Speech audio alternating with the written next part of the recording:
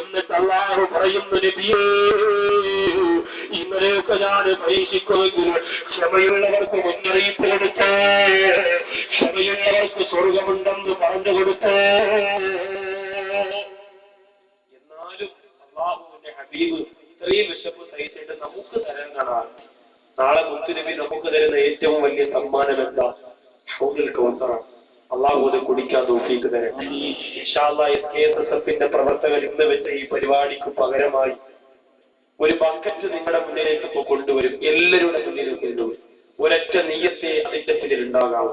നാളെ പരലോകത്ത് അള്ളാഹുവിന്റെ ഹബീബിന്റെ ഹൗദുൽ കൗസർ നമുക്ക് കുടിക്കാം.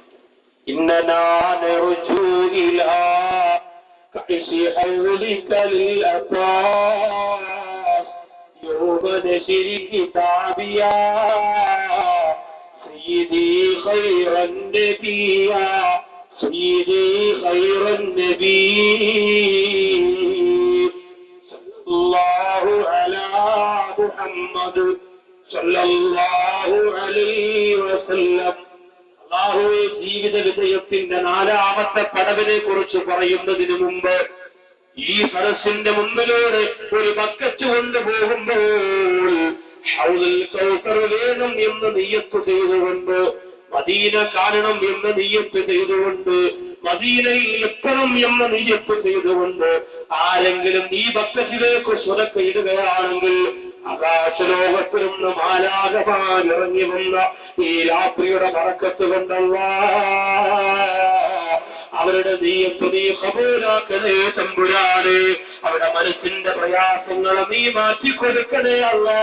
അവരുടെ മനസ്സിന്റെ സങ്കടങ്ങളെ നീ നീക്കിക്കൊടുക്കണേ അല്ലാ. അല്ലാഹുവേ, പടച്ചവനെ, നല്ല നീയത്തോടെ മദീനയ്ക്ക് വേണ്ടി ഹൗദുൽ കൗസറിന് വേണ്ടി മസ്ജിദുൻ നബവിയുടെ ഓരത്ത് വന്ന് വിചുംബിയത്ത് സലാം പറയാനുള്ള ആർത്തിക്ക് വേണ്ടി ഏതെങ്കിലും സഹോദരങ്ങളെ സഹോദരിമാര് ഈ ബക്കറ്റിലേക്ക് സുരക്ഷയിട്ട അല്ലാഹുവേ, അവരുടെ സമ്പത്ത് ഒരിക്കലും നീ നശിപ്പിക്കല്ലേ തമ്പുരാനേ. ബക്കറ്റിനാണ് പോയോ? വേഗം ആദ്യം ഇവിടെ കൊണ്ടുവരണേ. എന്റെ കയ്യിൽ നിന്ന് വിസ്മി ചൊല്ലി ഇൻഷാ അല്ലാഹ് ഒരു ചെറിയ തുറക്ക ബക്കറ്റിലേക്ക് ഞാനിടും. അത് കഴിഞ്ഞിട്ട് ഈ നിറഞ്ഞ് കവിഞ്ഞിരിക്കുന്ന എല്ലാ സഹോദരങ്ങളും എല്ലാ സഹോദരിമാരും ഇൻഷാ അല്ലാഹ് നമ്മളാൽ കഴിയുന്ന ഒരു വലിയ ഒരു തുറക്ക നമ്മുടെ കയ്യിലുള്ളത്, വേറെ പിരിവൊന്നുകൂടെ ഇല്ല, നമ്മളാൽ കഴിയുന്ന നല്ലൊരു തുറക്ക എല്ലാവരും സഹകരിക്കും. നല്ലൊരു പരിപാടിയല്ലേ, 2-3 ദിവസം വെക്കാനുള്ള ഒരു അവസ്ഥയല്ല നമ്മുടെ സംഘാടകർ. ഇൻഷാ അല്ലാഹ് വരും വർഷത്തിൽ അവർ നല്ല രീതിയിൽ വിപുലമായ രീതിയിൽ പരിപാടി വെച്ചോളും. അല്ലാഹു തആല അനുഗ്രഹിക്കട്ടെ. ഞാന് ശരീരത്തിന് ചെറിയ ബുദ്ധിമുട്ടും മൂക്കടപ്പും തൊണ്ടയടപ്പും ഒക്കെ ഉണ്ടെങ്കിലും, ചുമയും തുമ്മലും ജലദോഷവും ഒക്കെ ആണെങ്കിലും ഞാൻ വിചാരിച്ചതിൽ കൂടുതൽ സമയത്തേക്ക് എനിക്ക് പറയാൻ പറ്റി. ഉദ്ദേശിച്ചതിനേക്കാളും ഭംഗിയായിട്ട് പറയാനും എന്നെ കൊണ്ട് സാധിച്ചു എന്ന് ഞാൻ വിശ്വസിക്കുകയാണ്. കാരണം ഈ ഒരു അവസ്ഥയിൽ മൂക്കിനൊക്കെ ചെറിയ അടപ്പും തടസ്സവും ഒക്കെ ഉണ്ടെങ്കിൽ സംസാരിക്കാൻ വലിയ ബുദ്ധിമുട്ടാണ്. എങ്കിലും അൽഹംദുലില്ലാഹ് അതൊക്കെ മറന്നിട്ടാണ് ഞാൻ നിങ്ങളോട് സംസാരിച്ചത്. ഇനി ഒരു കാര്യം കൂടി പറയാനുണ്ട്. അത് പറഞ്ഞിട്ട് ഇൻഷാ അല്ലാഹ് ചെറിയ ഒരു ദുആ ചെയ്ത് തങ്ങളവർക്ക് വേണ്ടി ദിക്റിന്റെയും സലാത്തിന്റെയും ദുആയുടെയും മജ്‌ലിസ് ഞാൻ മാറ്റും. അൽഹംദുലില്ലാഹ് ഈ ബക്കറ്റിലേക്ക് നല്ല മനസ്സോടെ നല്ല നിയ്യത്തോടെ സ്വതക്കയിടുന്നവരെ നാഥൻ അനുഗ്രഹിക്കട്ടെ. ഇവിടെ നിയ്യത്ത് അല്ലാഹു കബൂലാക്കി കൊടുക്കട്ടെ. ബിസ്മില്ലാഹിർ റഹ്മാനിർ റഹീം. അവിടെ മനസ്സിന് അല്ലാഹു പ്രകാശം കൊടുക്കട്ടെ. അവരുടെ സമ്പത്ത് അല്ലാഹു എപ്പോഴും എന്നും അല്ലാഹു അധികരിപ്പിച്ചു കൊടുക്കട്ടെ. റബ്ബേ, ഈ ബക്കറ്റിലേക്ക് ചെറുതും വലുതും നോക്കാതെ നല്ല ഒരു സ്വതക്കയിടുന്നവർക്ക് ക്യാൻസർ പോലെയുള്ള മഹാമാരി കൊടുത്ത് നാദാ നീ പരീക്ഷിക്കല്ല അല്ലാ. വലിയ വലിയ രോഗത്തെക്കുറിച്ച് കണ്ണീരോടെ ചർച്ച ചെയ്ത ഈ പരിശുദ്ധ മജ്‌ലിസിന്റെ ഹക്ക് കൊണ്ട് തമ്പുരാനെ, ഈ ബക്കറ്റിലേക്ക് സ്വതക്കയിടുന്നവർക്ക് അങ്ങനെ ഒരു ബുദ്ധിമുട്ടും നീ കൊടുക്കല്ല നാദാ. എല്ലാവരുടെ മുന്നിൽ കൊടുക്കല്ല. ബിസ്മില്ലാഹ്. അല്ലാഹു പടച്ച തമ്പുരാൻ നമ്മുടെ പ്രവർത്തനങ്ങളെ വിജയിപ്പിക്കുമാറാകട്ടെ. ഞങ്ങളെവിടെ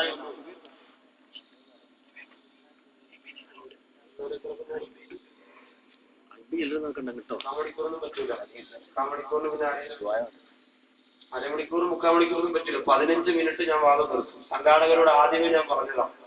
സാധാരണ എല്ലാ സ്ഥലത്തും തങ്ങന്മാര് വരണ സ്ഥലത്തിൽ ഒരു പരിപാടി എനിക്ക് കിട്ടാറുണ്ട്. അത് പറഞ്ഞുകൊണ്ടിരിക്കുമ്പോൾ 2 മണിക്കൂർ 2.5 മണിക്കൂർ കഴിയുമ്പോൾ കൊണ്ട് തരും. തങ്ങൾ കോഴിക്കോട് എത്തിയതേ ഉള്ളൂ, 1 മണിക്കൂർ കൂടി പ്രസംഗം നീട്ടുക. കമ്മിറ്റിക്കാരെ നീട്ടുള്ളൂ, ഞാൻ നീട്ടു. ആദ്യമേ പറഞ്ഞിട്ടാ കയറി. അതുകൊണ്ടാണ് ഞാൻ അങ്ങനെ പറഞ്ഞത്. ആദ്യം എപ്പോഴാ പറഞ്ഞ് ട്രെയിനിൽ വന്ന് കണ്ണൂരിലൂടെ ഇറങ്ങി ഉടനെ അവരെ കണ്ടുടനെ ഞാൻ പറഞ്ഞ കാര്യമാണ്. അപ്പൊ അതുകൊണ്ട് അതിൽ ഞാൻ ഉത്തരവാദിയല്ല എന്ന് ഞാൻ ഓർമ്മിപ്പിക്കാണ്. ഇൻഷാ അല്ലാഹ് എന്റെ വിഷയം തിരുമ്പ് ദുആ ചെയ്ത് ഞാൻ നിർത്തും എന്ന് അറിയിക്കണം. ബാക്കിയൊക്കെ സംഘാടകർക്ക് വിട്ടുകൊടുക്കും. അതൊക്കെ അള്ളാഹുവാണ്. ഞാനും ബ്ലോക്ക് കഴിഞ്ഞ ഒന്നാണ്. അള്ളാഹു താല തങ്ങളവർക്ക് എത്രയും പെട്ടെന്ന് എത്താനുള്ള ശ്രദ്ധി കൊടുക്കട്ടെ. പ്രത്യേകിച്ച് എനിക്ക് പേടിയാണ് സയ്യിദന്മാരെന്ന് പറഞ്ഞാൽ എനിക്ക് വലിയ പേടിയാണ്. സത്യമാണ്. വല്ലാഹി പേടിയെന്ന് പറഞ്ഞാൽ വല്ലാത്ത പേടിയാണ്. കാരണം അവരുടെ പൊരുത്തക്കേട് കിട്ടിയാൽ കരിഞ്ഞു പോകാനുള്ളത് നമ്മൾ. അതുകൊണ്ട് തങ്ങന്മാരുടെ സയ്യിദന്മാരുടെ കളിക്കാൻ ഞാനില്ല.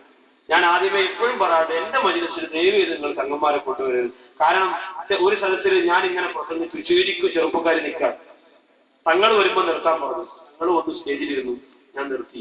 ഒരു 500 ചെറുപ്പക്കാർ എഴുന്നേറ്റ് ഈ സയ്യിദവറുകളെ മനസ്സിലെന്ന് തോന്നി. നമ്മൾ ആലോചിച്ചു, നമ്മുടെ ചെറുപ്പക്കാർക്ക് അറിയില്ല സയ്യിദ് ആരാണ്, പ്രാസംഗിക അവർക്ക് 2 പാട്ടും 2 ഡയലോഗും 2 തമാശയും കേട്ടാൽ അത് തീരുമ്പോൾ സിനിമ കഴിഞ്ഞ ഉടനെ ആലോചിക്കണം. പക്ഷെ ഈ ഇരിക്കണ ആളാരെന്ന് അവർക്കറിയില്ല. അപ്പൊ അതുകൊണ്ട് ആ പൊരുത്തക്കേടൊക്കെ കിട്ടുന്നത് നമ്മുടെ മണ്ടയ്ക്കാണ്. അതുകൊണ്ട് എനിക്ക് വലിയ പേടിയാണ്. അതുകൊണ്ടാണ് ഞാൻ പറഞ്ഞത്, ദയവ് ചെയ്ത് ആ പരിപാടിക്ക് ആ യുദ്ധത്തിനൊന്നും ഞാനില്ല. അതിനുള്ള പവറൊന്നും അള്ളാഹു എനിക്ക് തന്നിട്ടില്ല. ഞാൻ പാവപ്പെട്ടവനാ. അള്ളാഹു താല അവരുടെ ദുആ പറഞ്ഞതുകൊണ്ട് നമ്മെ രക്ഷപ്പെടുത്തുമാറാണ്. സയ്യിദന്മാരെന്നൊക്കെ പറഞ്ഞാൽ തങ്ങളുടെ പദവിയിലെത്തിയെന്നൊക്കെ പറഞ്ഞാൽ അൽഹംദുലില്ലാ അവർ ഈ നാട്ടിൽ വരുന്നു, നമുക്ക് വേണ്ടി ദുആ ചെയ്യുന്നത് വലിയ കാര്യമാണ്. അതുകൊണ്ട് എല്ലാവരും സഹകരിക്കണം. അള്ളാഹു സ്വീകരിക്കട്ടെ. 4ാമത്തെ കാര്യം, 3 പദവിയായി 3ാമത്തെ സ്റ്റെപ്പിന്റെ മണ്ടയിൽ നിൽക്കാൻ നമ്മളിപ്പോ 1 ദിക്ർ ചൊല്ലുന്ന നാവ് ഇൻഷാ അല്ലാഹ് ഇന്ന് മുതൽ ഉണ്ടാക്കാൻ തീരുമാനിച്ചു. 2 മറന്നോ? പണ്ട് മറവിക്ക് മൊയിലാരി മരുന്ന് കൊടുക്കാനൊക്കെ ഭയങ്കര മറതിയാണെന്ന് ഉസ്താദ് എടുത്തു. ഉസ്താദ് പറഞ്ഞു അതിനേക്കാളും മറതി അയക്കാം. എന്തേലും ഒരു 2ാമത്തെ നന്ദി അൽഹംദുലില്ലാ. എന്തേലും ഒരു മരുന്ന് പറഞ്ഞു തരണം എന്ന് പറഞ്ഞു. ഉസ്താദ് പറഞ്ഞു എന്തേലും മരുന്നൊന്നുമില്ല, എന്റെ കാര്യം തന്നെ വലിയ പാടാം. ഉടനെ ഇദ്ദേഹം കുറെ നാട് കഴിഞ്ഞിട്ട് ഉസ്താദിനെ കണ്ടപ്പോൾ പറഞ്ഞു, ഉസ്താദേ എന്റെ മറതിയൊക്കെ പോയി, ഞാനിപ്പോ വലിയ റാഹത്തിലാ. ഉസ്താദ് ചോദിച്ചു, എന്താ? എനിക്കൊരാളൊരു ദിക്റും പറഞ്ഞു തന്നു, ആ ദിക്ർ ചൊല്ലിയതിനു ശേഷം എന്റെ മറതിയൊക്കെ പോയി. ഉസ്താദ് പറഞ്ഞതാ, അങ്ങനെയാണെങ്കിൽ എന്റെ കിതാബ് പലതും ഞാൻ മറന്നുപോയി, ആ ദിക്ർ എനിക്ക് കൂടി ഒന്ന് പറഞ്ഞു തന്നെ. അപ്പൊ അദ്ദേഹം പറയാം, ആ ദിക്ർ മറന്നുപോയി. ഈ ഒരു അവസ്ഥയിലാവരുത് നമ്മൾ.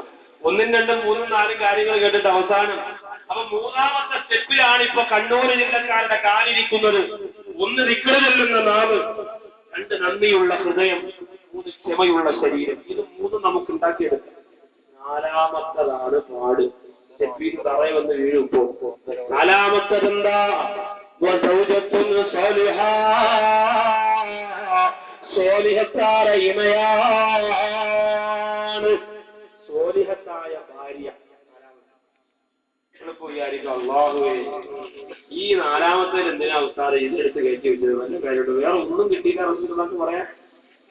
കല്യാണം കഴിഞ്ഞവരിപ്പോ ചിന്തിക്കും, നമ്മൾ എന്ത് ചെയ്യും? കഴിഞ്ഞു പോയല്ലോ. കെട്ടാൻ പോവാണെങ്കിൽ സോലിഹത്താലിനെ നോക്കി കെട്ടാന്ന് പറയാം. കെട്ടിപ്പോയതിന് എന്ത് ചെയ്യും? കെട്ടിപ്പോയതിനെയും സോലിഹത്താക്കാൻ പറ്റും, കെട്ടാൻ പോകുന്നതിനെയും സോലിഹത്താക്കാൻ പറ്റും. ഭാര്യമാര് മാത്രം സോലിഹത്തായാ പോരാ. ഒരു പെണ്ണിനാണ് ഈ പറഞ്ഞ 3 ഗുണം കിട്ടിയാൽ 4ാമതാ പെണ്ണിന് കിട്ടാനുള്ള ഗുണം സോലിഹായ ഭർത്താവാണ്. സോലിഹായ ഭർത്താവ് ഭാര്യയ്ക്ക് കിട്ടുക, സോലിഹത്തായ ഭാര്യ ഭർത്താവിന് കിട്ടുക. എന്ത് സന്തോഷമായിരിക്കും ജീവിതം, എത്ര സന്തോഷമായിരിക്കും. നിങ്ങൾ ആലോചിച്ച് നോക്കി. വീട്ടിൽ ചെല്ലുമ്പോൾ ഒരു നിറവാണ്. ഭാര്യ നല്ല ഈമാനുള്ള സ്ത്രീയോടെ ഭർത്താവിനെ സ്വീകരിക്കുന്നു, സന്തോഷത്തോടെ അടുത്ത് വന്നിരിക്കുന്നു, ചിരിക്കുന്നു. ഇതൊക്കെ ചെയ്യും. ഭാര്യമാരെന്താ പറയുന്നതെന്നറിയോ? 2-3 മക്കളോ ഇനിയാണ് എനിക്ക് ചിരിക്കാൻ നേരം, നിങ്ങൾക്ക് പറഞ്ഞുകൊണ്ട് നടന്നാൽ മതിയല്ലോ. അങ്ങനല്ല. എത്ര കഷ്ടപ്പാട് വീടിനകത്തുണ്ടെങ്കിലും, എത്ര ബുദ്ധിമുട്ട് പെണ്ണേ നിന്റെ വീട്ടിന്റെ അകത്ത് നീ അനുഭവിക്കുന്നെങ്കിലും, നിന്റെ ഭർത്താവിന്റെ മുന്നിൽ ചിരിക്കാനുള്ള സമയം നീ പാഴാക്കല്ലേ. അതുകൊണ്ടല്ലേ ലോകത്തൊരു ഭാര്യ മരണപ്പെട്ടു പോയതിന്റെ പേരില് ഏറ്റവും അധികം പൊട്ടിക്കലർന്നു പോയതാരാ? അലീബിൻ അബീ ത്വാലിബ് റളിയല്ലാഹു തആല അൻഹു. പണ്ടവർ തന്നോട് ദീനിനെ കൊണ്ട് നിന്നുള്ളൊരാദീന മക്കാവണൽ പറ്റിക്കൊക്കെ ഞെട്ടിച്ച് അപ്പാറിഞ്ഞ ഹൈദർ സൂര് പിന്റെ ശിരതിലും എന്നുള്ള കലിമത്ത് കൊണ്ടു നടന്നെന്നും മാനിയത്ത് മണ്ടന്മാരായുള്ള റബീദൻ കൂട്ടത്ത് കണ്ടപ്പലബിയോടത്തവരും വേദനിത്ത് മങ്ങാത്തറിമാൻ ഭൂമാരതിൽ പായാത്തൊരു ബഹുമാരതിത്ത കരികിടകത്തരികിടകത്തിമൃതം തത്തകുതത്തകതോടും തകതരികുടതികുടം അക്കവനെ ദിക്കിതിലും ദുഃഖമിരു നീക്കിടൻ പെരിയോരേ ഇസ്ലാമിന്റെ തുണക്കുട്ടനായ അലി ഹൈദറുൽ കറാർ റളിയല്ലാഹു തആല അൻഹു ഏറ്റവും അധികം മനസ്സിലിപ്പോയത് തന്റെ പ്രിയപ്പെട്ടവരായ മഹദിയായ ഫാത്തിമ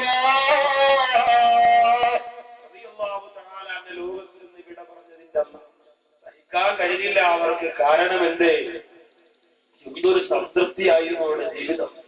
നമ്മുടെ ജീവിതവും അങ്ങനെ തന്നെ ആവണം. എന്നോടൊരു ഉമ്മയും ഒരു ഉപ്പയും പറഞ്ഞതാ, പ്രഭാഷണം കഴിഞ്ഞ് ഭക്ഷണം കഴിക്കാൻ പോയി വിട്ടു. ആ ഉമ്മ പറഞ്ഞെന്തെന്നോ രഹസ്യമായിട്ട് പറഞ്ഞതാ, എന്റെ ഭർത്താവ് ജീവിച്ചിരിക്കുമ്പോ എനിക്ക് മരിക്കണം ഉസ്താദെ ദുആ ചെയ്യാൻ അവരുടെ ആഗ്രഹം. ഞാൻ ചോദിച്ചെന്താ അങ്ങനെ ആഗ്രഹിക്കണം? എന്റെ ഭർത്താവ് നല്ലവനാണ്, ഞാൻ മരിച്ചാൽ എന്റെ കഫം പൊതിയാനും എന്നെ കബറടക്കാനും എന്റെ മയ്യത്തിനുസ്കരിക്കാനും എനിക്ക് വേണ്ടി ദുആ ചെയ്യാനും ഒക്കെ എന്റെ പ്രിയപ്പെട്ട ഭർത്താവ് കാണുമല്ലോ. എന്റെ ഭർത്താവ് മരിച്ചതിന് ശേഷമാണ് ഞാൻ മരിക്കുന്നതെങ്കിൽ എന്റെ മരണശേഷമുള്ള അവസ്ഥകളൊക്കെ ചെയ്യാൻ എന്റെ ബന്ധുക്കൾക്ക് അപ്രജാഗ്രത കാണുകയില്ലല്ലോ. ഇതിലൂടെ പറഞ്ഞതാ. ആ ഉപ്പ പറഞ്ഞതെന്താ? ഉപ്പ പറയുന്നു, എന്റെ ഭാര്യ ജീവിച്ചിരിക്കും എനിക്ക് മരിക്കണം. വലിയ ഭംഗിന്റെ കണ്ണുകളല്ലോ, ആ കണ്ണിൽ കരുവശിയിടുമ്പോ, ആ കണ്ണിൽ സൗന്ദര്യവർദ്ധനത്തിന്റെ വസ്തുക്കൾ പുരട്ടുമ്പോ, ആ കണ്ണിൽ ചായം പൂശും